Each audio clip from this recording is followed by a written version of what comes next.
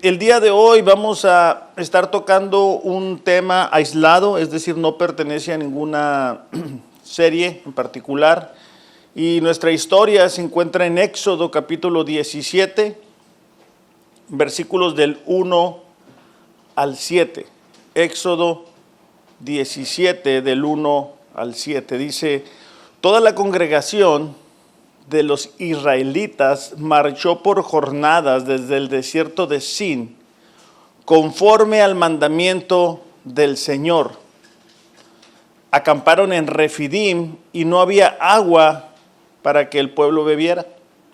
Entonces el pueblo discutió con Moisés y le dijeron: danos agua para beber. Y contestó: ¿por qué discuten conmigo? Les dijo Moisés: ¿por qué tientan al Señor? Pero el pueblo tuvo sed allí y murmuró el pueblo contra Moisés y dijo: ¿por qué nos has hecho subir de Egipto para matarnos de sed a nosotros, a nuestros hijos y nuestros ganados? Clamó Moisés al Señor y dijo: ¿qué haré con este pueblo? Un poco más y me apedrearán. Entonces el Señor dijo a Moisés: pasa delante del pueblo y toma contigo a algunos ancianos de Israel y toma en tu mano la vara con la cual golpeaste el Nilo y ve. Estaré yo contigo delante de la peña en Horeb, golpearás la peña y saldrá agua de ella para que beba el pueblo. Así lo hizo Moisés en presencia de los ancianos de Israel. Puso aquel lugar el nombre de Masá y Meriba por la contienda de los israelitas y porque tentaron al Señor diciendo: ¿está el Señor entre nosotros o no? ¿Cuántos de nosotros hemos expresado la última pregunta de este versículo 7? ¿Está el Señor conmigo o no? ¿Cuántas veces hemos experimentado de momentos difíciles, de momentos complicados, de momentos donde las cosas no se dan? Y entonces empezamos a experimentar de la soledad, empezamos a experimentar de la duda, de la incredulidad, del desánimo, de decir: bueno, ¿qué no se supone que lo que estoy haciendo es para Dios? ¿Qué no se supone que Dios me va a ayudar? ¿Qué no se supone que Dios dijo, verdad, que mayor es el que está con nosotros que el que está en contra de nosotros? El pueblo de Israel había salido de Egipto. El Señor había visto el sufrimiento que ellos estaban experimentando. Y decide levantar al líder Moisés para trasladarlos a la tierra prometida. Pero hasta para salir de Egipto, este pueblo estuvo una y otra vez con queja. Y es precisamente el título del mensaje de esta mañana: la queja del pueblo de Israel. ¿Qué es la queja? Es la expresión de dolor, resultado de la confusión, de la pena, del resentimiento. Este pueblo se caracterizó una y otra vez por estarse quejando del Señor y estarse quejando de las circunstancias que estaban enfrentando. Y olvidaron que Dios estaba con ellos. Ellos se están preguntando en el versículo 7, debido a sus circunstancias, como muchas veces nosotros nos preguntamos debido a nuestras circunstancias: ¿está o no el Señor con nosotros?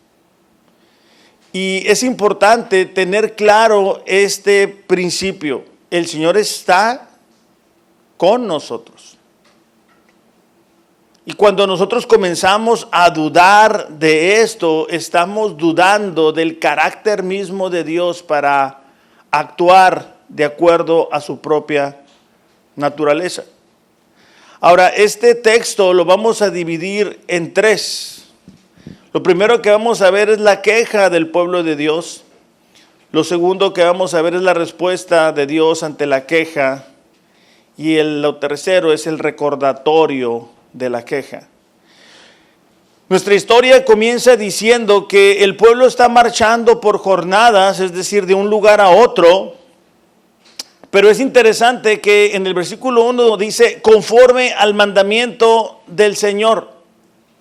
Es decir, ellos estaban dentro de la voluntad de Dios en ese momento. Y ellos se confundieron, se desanimaron, cuando a pesar de estar en la voluntad de Dios, no encuentran algo para cubrir sus necesidades. No podemos culpar a los israelitas en el sentido de decir, bueno, pues puedes aguantar sin agua. Se sabe que no. Ahora, el pueblo de Israel en Éxodo 15:25 experimentó algo muy similar en un lugar que se llama Mará, ¿verdad? Donde ellos llegan, quieren tomar agua, el agua está amarga, entonces Moisés tira un árbol y las aguas se hacen dulces. Es decir, ellos ya habían visto la misericordia de Dios en el pasado, pero eso no les impedía estar dudando constantemente, con frecuencia, cuando se encontraban en las dificultades. Cuando se cerraba una puerta, ellos decían, bueno, ¿por qué nos quieres matar? ¿Para qué nos trajiste para acá? Tan a gusto que estábamos allá en Egipto. En el versículo 2 dice que el pueblo discutió con Moisés y dijeron, danos agua de beber. Y cuando leamos esta historia, no quiero que piensen que estaba diciendo el pueblo, Moisés, ¿nos puedes dar agua? No, o sea, quiero que se imaginen al pueblo rebelde tal y como es, gritando, ¿verdad? Queremos agua, Moisés. Y Moisés diciendo, ¿por qué discuten conmigo? ¿Por qué tientan al Señor? ¿Por qué dudan de la misericordia de Dios? Justamente habían salido de Egipto por la misericordia de Dios. Como tú y yo fuimos rescatados del pecado por la misericordia y la gracia de Dios. Pero es frecuente para nosotros que tan pronto una oración no se contesta en tiempo y forma como nosotros queremos, ¿verdad? No se abre esa puerta. Y entonces decimos, ¿estamos solos o qué? ¿Dónde está Dios? Deuteronomio 8:2,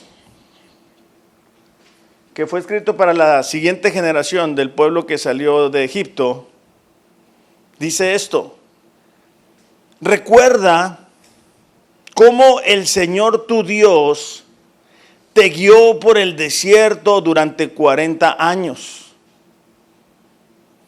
donde te humilló y te puso a prueba para revelar tu carácter.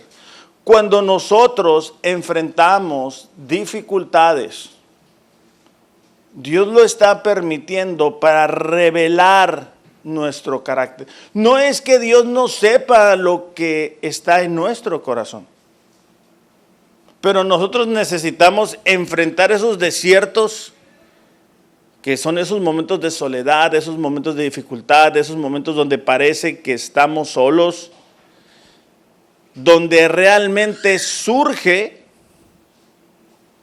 cómo está nuestro corazón. Hemos cantado muy bonito, ¿verdad? Y es muy agradable, ¿verdad?, de estar escuchándolos y estar cantando a Dios. Pero es un poquito más complicado vivir lo que a veces cantamos. Dice que era para revelar tu carácter y averiguar si en verdad obedecerías sus mandatos. Dice, te humilló permitiéndote que pasaras hambre, luego te alimentó con maná, un alimento que ni tú ni tus antepasados conocían hasta ese momento. Lo hizo para enseñarte que la gente no solo vive de pan, sino que vivimos de cada palabra que sale de la boca del Señor. Era entendible que el pueblo de Israel dijera, queremos agua. El problema es la forma en que ellos expresan ese deseo. El problema es la actitud que ellos tenían de duda constante. El problema es que para ellos las necesidades se volvían más importantes que aquel que podía cubrir cada una de esas necesidades. La mayoría de los cristianos decimos, ¿verdad?, que nos regocijamos en Cristo, que es lo más importante para nosotros. Pero hay veces que cuando se cierran las puertas y las cosas no se dan y el trabajo no llega y el recurso económico no está ahí, nos damos cuenta de que probablemente hemos levantado un nuevo ídolo en nuestro corazón y nuestra gratitud, nuestro estado de ánimo no depende de algo que es inamovible como son las promesas de Dios, sino que depende del recurso económico. O depende de esto o de aquello y nuestro estado de ánimo está fluctuando.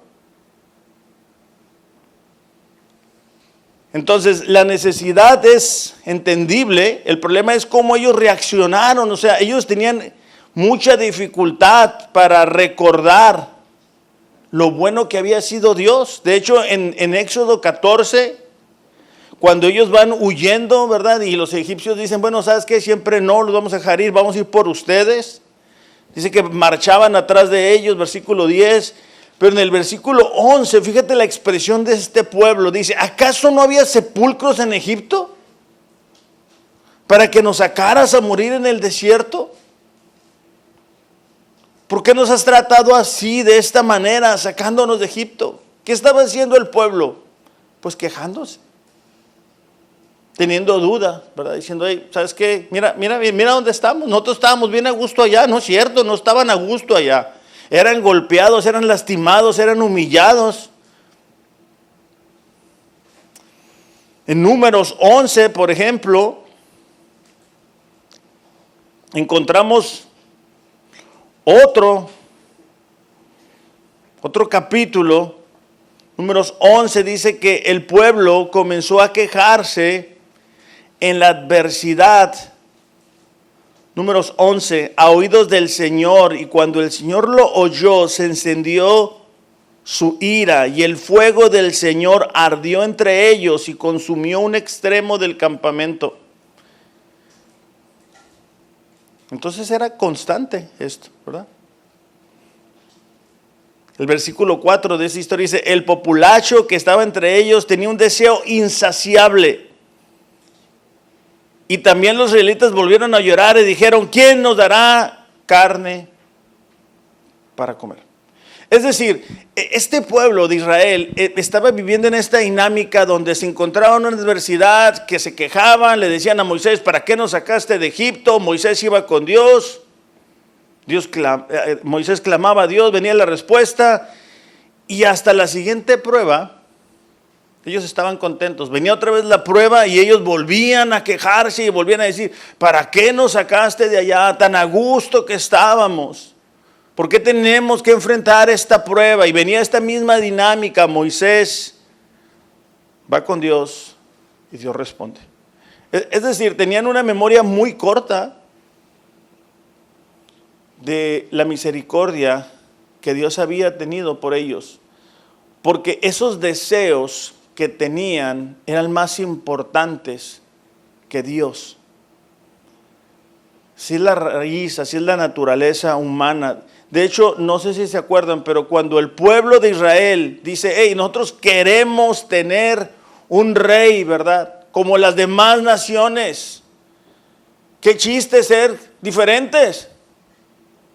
Primera de Samuel 8:6 dice, fue desagradable a los ojos de Samuel que dijeran, danos un rey que nos juzgue, queremos ser como todos. En Lucas 15:12, el hijo menor le dijo al padre, padre, dame la parte de la hacienda que me corresponde, y le repartió sus bienes. Entonces, para nosotros la pregunta en esta mañana es, ¿cómo reaccionamos cuando las cosas no se dan? ¿Cómo reaccionamos cuando hemos estado orando por algo o por alguien y Dios aparentemente no responde en tiempo y forma, ¿verdad? Como nosotros quisiéramos? Porque la respuesta a esa pregunta es muy probablemente el concepto que nosotros tenemos de Dios. Cada vez que tú y yo nos quejamos de Dios, es como decirle, Dios, mira, yo sé que tú hiciste el cielo, la tierra, los animales, el ser humano, pero aquí necesitas que yo te ayude. Déjame te digo cuál es un mejor plan para mi vida. A lo mejor no te has dado cuenta, ¿verdad? Pero lo que yo necesito no es lo que tú estás diciendo, Dios, es lo que yo pienso y lo que yo creo. Claro, no lo decimos con esas palabras, ¿verdad? Pero al quejarnos de la voluntad de Dios para nuestras vidas, al quejarnos cuando las pruebas y las dificultades vienen, estamos diciendo, nosotros sabemos más que tú, Dios. Nosotros sabemos más. Bueno, creemos saber más.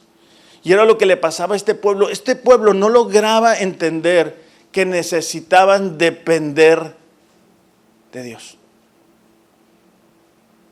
No lograban conocer el carácter fiel de Dios. Se les olvidaba, ¿verdad?, que Dios les había contestado anteriormente. Se les olvidaba que Dios los había sacado de Egipto, que fue el plan de Dios sacarlos de Egipto. Pero ellos con frecuencia decían, no, mira, Dios nos sacó para matarnos aquí. O sea, ¿qué Dios es ese? O sea, el pueblo de Israel creía en tener un Dios así.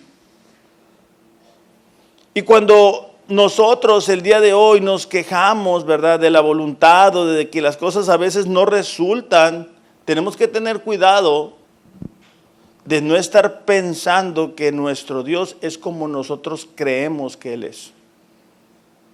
Es decir, hay veces que queremos algo y Dios no nos lo concede, ¿y qué decimos? Pues qué mal Dios, ¿no? No, pues Dios no me ama. O yo me siento solo. Entonces significa que Dios no está cumpliendo la promesa que dio, ¿verdad? Voy a estar con ustedes todos los días hasta el fin del mundo. Entonces, para nosotros la pregunta es ¿cómo reaccionamos cuando las cosas no se dan? Podemos tener el gozo, podemos tener la fe y la convicción de decir, mira, sé que esta situación que ha llegado a mi vida no es agradable, porque obviamente el pueblo de Israel al no tener agua se entiende que no era agradable. Podemos entender esa parte, como nosotros el día de hoy podemos entender cuando tenemos necesidades. Pero aquí el problema es la actitud al enfrentar esas pruebas y dificultades. Porque cuando enfrentamos esas pruebas y dificultades, lo que sale de nosotros es lo que hay en nuestro corazón. Y yo te invito de todo corazón que la próxima vez que enfrentes una prueba, o si el día de hoy tú estás enfrentando una prueba, te escuches. Porque hay veces que decimos todo la queja, ¿verdad? No, y que esto, y estoy batallando con aquello. Y al final, solamente para no sentirnos tan mal, decimos, pero estoy confiando en Dios, ¿eh? Bueno, si confiáramos en Dios, no todo el tiempo expresáramos eso. Ahora, cuando hablamos de esto, la intención del mensaje no es sentirnos mal por estarnos quejando, porque vamos a salir peor. La idea con este mensaje es que podamos decir, Señor, ¿es cierto? O sea, no tengo presente tu carácter, no recuerdo cuando estoy enfrentando esas pruebas, porque esos desiertos, esas pruebas tienen el poder de nublar nuestra visión. Y se nos olvida quién es Dios, y se nos olvida cómo es, y se nos olvida las veces que nos ha contestado. Es más, se nos olvida también las veces que ha contestado diferente a nuestra petición, y después decimos que bueno, que no me contestó como yo quería que me contestara, porque fue mejor. Entonces, lo primero es la queja, y vamos a ver la respuesta de Dios ante la queja del pueblo. Clamó Moisés al Señor y dijo, ¿qué haré con este pueblo? Un poco más y me apedrearán. Ahora, nosotros podemos decir eso y decir, pues sí, que la van a apedrear. Pero este pueblo era de piedras tomar, o sea, tenían esa tendencia. Fíjense, cuando el pueblo va y y reconocen la tierra prometida. ¿Se acuerdan que van unos espías a reconocer la tierra prometida? En Números 14, en el versículo 8, ellos, Josué y Caleb, empiezan a decir todo lo bueno. Dice, si el Señor se agrada de nosotros, Él nos va a llevar a esta tierra y nos la va a entregar. Es una tierra fértil donde fluyen leche y miel. Y ellos todavía dicen, no se rebelen contra el Señor. No teman al pueblo de esa tierra. Porque ellos dicen, no, son como gigantes y nosotros parecíamos como langostas. Para nosotros son como presa indefensa. Ellos no tienen protección. Fíjate la fe de estas dos personas. Diciendo, ¿sabes qué? Las pruebas que estamos enfrentando no son nada en comparación con nuestro Dios. El Señor está con nosotros. No tengan miedo. Sin embargo, toda la comunidad comenzó a decir que apedrearan a Josué y a Caleb. Como te digo, este pueblo es de piedras tomar, ¿verdad? Entonces la gloriosa presencia del Señor se apareció a los israelitas en el tabernáculo. Y el Señor le dijo a Moisés, ¿hasta cuándo me despreciará este pueblo? De hecho, esta misma expresión de apedrear está cuando David y su ejército se encuentran con la situación de que los filisteos les quemaron el vecindario. ¿Se acuerdan que ellos andaban peleando y regresan y se dan cuenta que sus templos, sus casas, pues, de acampar, no me vean así, ya las quemaron? Dice que David se angustió mucho porque el pueblo hablaba de ¿qué? De apedrearlo. Porque el pueblo estaba en amargura de alma. Y cada uno por sus hijos y sus hijas. Y David se fortaleció en Jehová. Entonces, volviendo a nuestra historia, Moisés clama al Señor y él dice, ¿qué haré con este pueblo? Fíjate qué diferente la actitud del pueblo, porque el pueblo dice, no sabes qué, hay que apedrear aquí. Esto es culpa del Señor, esto es culpa de Moisés, no hay agua. Y Moisés hace lo que tú y yo necesitamos hacer y decir, Señor, ¿qué hacemos? Dice Moisés, un poco más y me van a apedrear. El Señor le dijo a Moisés, pasa delante del pueblo y toma contigo algunos de los ancianos de Israel. ¿Se acuerdan que en aquel tiempo, verdad, había los líderes de cada tribu? Y toma en tu mano la vara con la cual golpeaste el Nilo y ve. Y yo estaré allí delante de ti sobre la peña en Horeb. Vas a golpear la peña, va a salir agua de ella para que beba el pueblo. Ahí está la solución de Dios ante la necesidad del pueblo. Era golpear la roca y recordarles que Dios estaba con ellos. En 1 Corintios 10:4 dice que todos bebieron la misma agua espiritual, bebieron la roca espiritual que viajaba con ellos, y esa roca era Cristo. Esa acción de parte de Moisés es un tipo de Cristo. Él estaba golpeando la roca. Y no sé si cuando leíste te acordaste de Isaías 53. Si lo podemos buscar en nuestras Biblias, Isaías 53, donde dice, Él fue despreciado, hombre de dolores, conocedor del dolor más profundo, y nosotros le dimos la espalda y desviamos la mirada. Él fue despreciado y no les importó. Él cargó nuestros dolores, cargó nuestras debilidades. Fue traspasado por nuestras rebeliones, aplastado por nuestros pecados y fue golpeado para que nosotros tuviéramos paz, azotado para que pudiéramos ser sanados. Aquí, iglesia, Dios le está recordando al pueblo que Él estaba con ellos. El que tú y yo recordemos el Evangelio todos los días nos va a ayudar a recordar que Dios sigue estando con nosotros. Cuando enfrentemos momentos difíciles donde las cosas no se están dando, donde las cosas no están pasando como tú y yo quisiéramos que pasaran, recuerda que Jesús recibió los golpes de nuestro pecado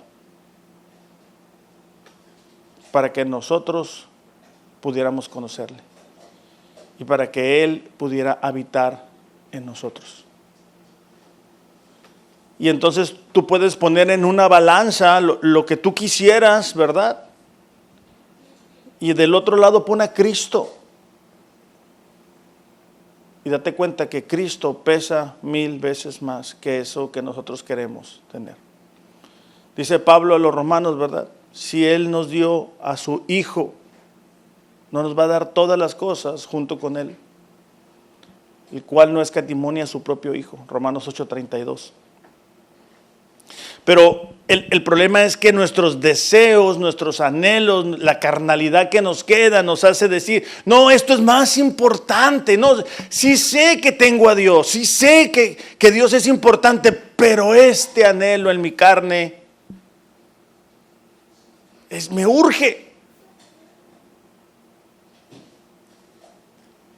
Y muchas veces por corretear lo que nos urge, descuidamos lo más importante. Porque queremos la mano de Dios. O sea, queremos eso que queremos ya. Ya hemos esperado mucho. Y en nuestra humanidad decimos, Dios no sabe. Lo que más me conviene es que me dé esto ya. ¿Cuántas veces lo hemos hecho?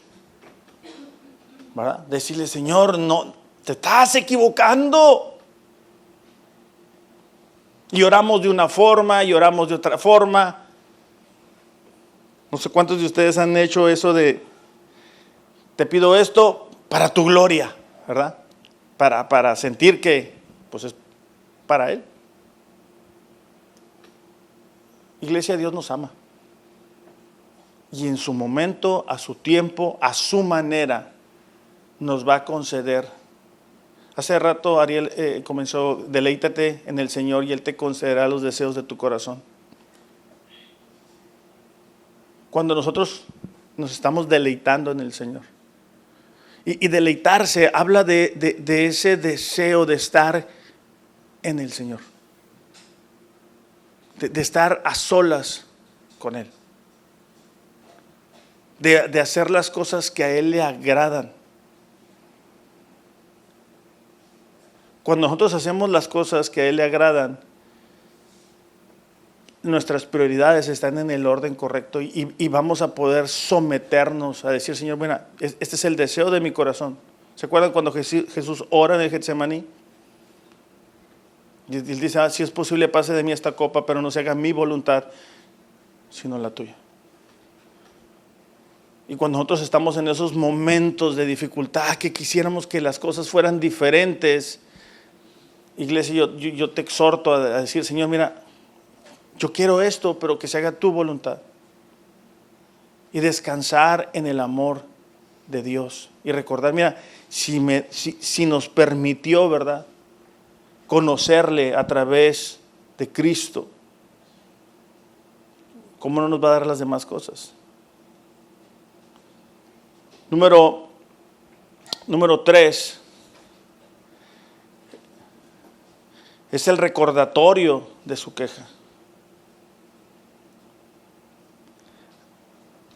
Es para mí interesante darme cuenta con las fotografías lo grande que estoy ya. Las fotos no mienten, ¿verdad? El día de ayer estaba viendo algunas fotos de algunos de ustedes y digo yo, wow, mira, los conocí bien jóvenes. Y pues yo igual, ¿verdad? Porque el tiempo no perdona. Y claro, en este tiempo pues no había Facebook, ¿verdad? Como para que Moisés pusiera, mira, que un recordatorio. No sé si les pasa que a veces abres Facebook y te da un recordatorio de un momento, ¿verdad? Era importante para este pueblo que quedara el recordatorio de lo que Dios se había hecho para ellos. Moisés lo hizo así, es decir, siguió las instrucciones de Dios y puso aquel nombre Masá y Meriba por la contienda de los israelitas y porque tentaron al Señor diciendo, ¿está el Señor entre nosotros o no? Esta actitud de está o no está fue de gran pecado para Israel, ¿verdad? Por eso se perdieron en el desierto, porque estaban constantemente con esa duda, tentando al Señor. De hecho, en Deuteronomio hace mención de esta historia en 2 ocasiones. En Deuteronomio 6:16 dice, no tentaréis a Jehová vuestro Dios como lo tentaste en Masá. Luego en Deuteronomio 9:22 dice, provocaste a ira a Jehová. Y esta historia, iglesia, nos recuerda que era un pueblo que con frecuencia olvidaba los milagros pasados. O sea, tan pronto ellos resolvían su necesidad, se les olvidaba. Se recordarán la historia de aquellos 9 enfermos que se acercan a Jesús, que van 10, ¿verdad? Y son sanados y nada más regresa uno. ¿Por qué? Porque el agradecimiento a veces se nos queda corto y entonces estamos listos para el siguiente deseo de nuestro corazón. Esta historia también nos recuerda que era un pueblo que no conocía la naturaleza de su Dios. Y a mí me gustaría preguntarte en esta mañana, ¿qué tanto conoces a Dios? Un problema de la iglesia el día de hoy es que buscan un Dios milagrero. Miércoles de gloria, jueves de milagros, viernes de sanación. Lo hemos visto, ¿verdad? Iglesias donde te prometen una rifa de un PlayStation, una bicicleta, comida, tacos, hot dogs. Y al final en letras chiquitas, ¿verdad? Un mensaje, lo más corto que se pueda. Y necesitamos conocer la naturaleza de Dios. ¿Qué tanto tú y yo conocemos el carácter de Dios? Porque entre más conocemos el carácter de Dios, mientras vienen estas pruebas y dificultades, vamos a poder estar tranquilos porque conocemos el carácter de Dios. Conocemos que no es únicamente que Dios lo puede hacer todo, que claro que lo puede hacer. Pero conocemos que Él nos ama, que Él es amor. Conocemos su santidad, ¿verdad? El pueblo de Israel batallaba porque ellos decían, no, mira, Dios nos sacó para matarnos en el desierto. Fíjate la crueldad de ese Dios. Y en ocasiones, a veces nosotros decimos, mira, Dios no me contesta. ¿Por qué? Porque no me ama. No me escucha. No me ve. Y entonces el pueblo estaba dudando que Dios estuviera entre ellos. ¿Qué tan consciente estás el día de hoy que Dios está contigo? Y tu actitud así lo demuestra. Porque bueno, podemos decir, no, sí, pues Dios dijo, ¿verdad? Dios dijo que iba a estar con nosotros. Ajá, pero entonces, ¿por qué cuando nos dieron esa noticia reaccionamos como reaccionamos? ¿Se acuerdan cuando Job dice, Dios dio, Dios quitó, sea bendito el nombre del Señor? Eso solamente lo puede hacer Dios en el corazón de una persona. Este era un pueblo que necesitaba aprender a depender de Dios. Y es otra pregunta para nosotros. ¿Qué tanto sabemos depender de Dios? Es decir, ¿cómo está nuestro estado de ánimo cuando no tenemos el control de las circunstancias que nos están rodeando? Porque cuando tú y yo tenemos el control,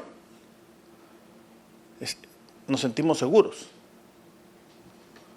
Pero cuando no tenemos el control, cuando hay cosas que no podemos decidir. El otro día estaba platicando con alguien y me decía, no, es que a mí lo que me espera es que no puedo tomar el control, no puedo actuar porque me falta información. Bueno, a veces Dios utiliza eso para trabajar en nuestra paciencia, en nuestra confianza en Él, en revelar lo que hay en nuestro corazón. Por eso es que Pedro dice, es necesario que pasen por diversas pruebas. Es una necesidad, hay un propósito. Por eso es que Dios le dice a Pablo, bástate mi gracia porque mi poder se perfecciona en tu debilidad. Por eso es que hay momentos en que nosotros podemos recordar y decir, ¿cómo pasé por esta situación? Y dices tú, bueno, fue la gracia de Dios. Si no hubiera sido por la gracia de Dios, yo me quedo en ese desierto. Bueno, esa misma gracia de Dios es la que nos sigue sustentando el día de hoy. No creamos que a Dios se le acabó la gracia ayer, o hace un año, o hace 2 años, o hace 5 años. El pueblo había olvidado que ellos habían sido sacados de Egipto para llegar a una tierra prometida. Y nosotros fuimos rescatados, iglesia, de una manera vacía, perdida de vivir, para poder conocer a Dios a través de Jesús. No para que muriéramos en el intento. Entonces eso debe de llenarnos de alegría, iglesia. Y decir, hey, ¿sabes qué? Necesito quitar esta queja de mi corazón y decir, Señor, voy a confiar en ti. Voy a dar un paso de confianza. Voy a seguirte buscando. Porque un problema cuando viene la queja, que es el resultado del desánimo y la confusión, es que dejamos de hacer las cosas primeras. Dejamos de orar, pues empezamos a llegar a la conclusión de, bueno, ¿para qué oro? Si ya oré y no hay resultado. ¿Para qué leo? ¿Verdad? Si lo que leo es una cosa y mi realidad es otra distinta. ¿Para qué voy a la iglesia? ¿Tiene caso? ¿Para qué me esfuerzo? ¿Para qué comparto de mi fe? Nadie se convierte. Y todas esas son expresiones de queja. Esta es la historia de un pueblo que flaqueaba fácilmente de su fe. Es decir, eran de mecha muy cortita. O sea, nomás se extinguía el milagro y estaban listos para volverse a quejar. Y eso, iglesia, no nos debe de suceder a nosotros. Porque Dios nos amó tanto que envió a su Hijo a morir por nuestros pecados. Y ese debería de ser el combustible para nosotros, de estar agradecidos y decir, Señor, mira, así como tú me rescataste, o sea, yo me acuerdo cómo era antes, Señor. Tú me vas a ayudar en medio de esta situación, de esta prueba, de esta dificultad, de este desierto espiritual que estoy atravesando. El propósito de este mensaje, iglesia, es que tú y yo podamos recordar que estamos sirviendo a un Dios que es fiel, un Dios que es todopoderoso, un Dios que aunque está en su trono de gracia en los cielos, ve al quebrantado de corazón, ve nuestras necesidades, sabe cómo nos sentimos. Al principio leía, ¿verdad?, que nos podemos acercar con plena confianza al trono de gracia para recibir misericordia y gracia. No permitamos, ¿verdad?, que el enemigo esté atacándonos y teniendo éxito. Porque el enemigo inmediatamente va a venir a atacar el carácter de Dios. Dios no te contesta porque no te ama, porque estás sola, no le importas. Y esos dardos, mira, derechito al corazón. Y era lo que le pasaba a este pueblo. O sea, este pueblo decía, no, mira, pues Dios nos mató. Dios no nos quiere. Dios se olvidó de nosotros. A ver, Moisés, danos agua. Y hasta la siguiente, y hasta la siguiente, y hasta la... Nosotros debemos de vivir agradecidos, recordando, ¿verdad?, que aquel que fue sin pecado por nosotros fue tratado como un pecador. Y que gracias a ese sacrificio nos reconcilió con el Padre. que no hay ninguna condenación para los que están en Cristo, que no hay nada que pueda separarnos. Y eso, iglesia, debe de animar nuestros corazones, para que sin importar lo que estemos enfrentando, podamos decir, ¿sabes qué? Cristo pesa más que la necesidad que yo tengo. Y eso que me está haciendo tropezar. Y muchas veces esas necesidades, aunque son genuinas, nos llevan a descuidar lo más importante, que es nuestra comunión con Dios a través de Jesús. Y comenzamos a alejarnos más, y entonces, como esa necesidad no es cubierta, queremos hacerlo a nuestra manera, a nuestras fuerzas, y descuidamos lo más importante. Es mi oración, iglesia, que este mensaje nos pueda ayudar a decir, ¿sabes qué? No voy a recurrir a la queja, mejor recurre a lo que hizo Moisés, a la oración. Misma situación. El pueblo se queja y Moisés dice, Señor, ¿qué voy a hacer? Vamos a orar. Padre, te damos gracias en esta mañana por tu palabra, porque ella tiene el poder, Señor, de transformarnos. Te pido que tú nos ayudes a cada uno de nosotros a poder confiar en medio de las pruebas que estamos experimentando, viviendo, enfrentando, Dios. Que tú nos capacites, Dios, para seguir adelante creyendo y confiando, Dios. Que tú quites de nosotros cualquier obstáculo, Padre, que impide que estemos actuando en obediencia, Dios. Con frecuencia hay pensamientos, hay ideas, hay maneras de ver la vida que se van anclando en nuestro corazón, que se vuelven fortalezas, Señor. Te pedimos en esta mañana que tú nos ayudes, que tú quites de nosotros todo aquello que nos impide ver tu amor, tu fidelidad y tu cuidado para cada uno de tus hijos, Señor. Y que podamos cambiar la queja, Señor, por oraciones de gratitud y de dependencia a ti. Te damos gracias en el nombre de Jesús. Amén.